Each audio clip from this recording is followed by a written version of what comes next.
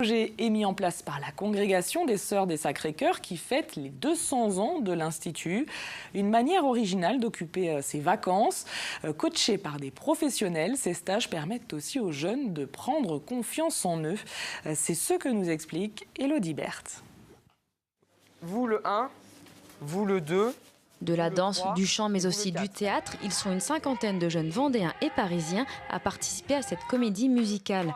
Pour ce projet, tous les établissements scolaires de l'enseignement catholique de Vendée ont été sollicités. On a toujours eu une tradition d'éducation, donc c'est continuer cette tradition, à la fois pour le groupe qui est ici et à la fois pour tous ceux qui vont voir le spectacle. Et puis aussi faire connaître la vie religieuse, aujourd'hui, la congrégation religieuse.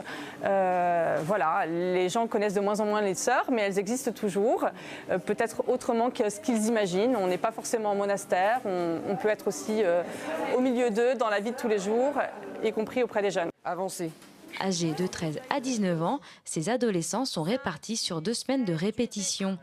Ils ont choisi de passer leurs vacances ici pour célébrer les 200 ans de la congrégation des Sœurs des Sacré-Cœurs, rencontre entre deux mondes. Ça me permet de faire autre chose que de rester tout seul à regarder la télé dans sa chambre. C'est pas une corvée, c'est pas des vacances, mais c'est que du plaisir en fait.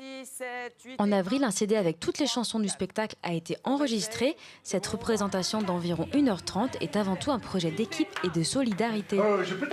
On met tout de suite en place de l'entraide entre eux, c'est-à-dire qu'on met des grands frères et des grandes sœurs pour que chacun s'entraide et de leur dire voilà, si ton voisin n'est pas prêt, c'est aussi de ta faute, ou au contraire, s'il est prêt, c'est grâce à toi. Et l'intérêt, c'est d'essayer de proposer aux jeunes de révéler leur potentiel pour qu'ils puissent se donner, s'émanciper et créer une troupe et les voir s'épanouir sur scène. Être heureux sur scène, mais pas que. Pour ces adolescents, participer à cette comédie musicale, c'est aussi se donner un objectif, monter sur scène devant environ 4000 personnes. Des fois, j'ai des projets où il n'y a pas forcément de but précis, alors que là, c'est vraiment le but précis. C'est pour les sœurs de ma maison.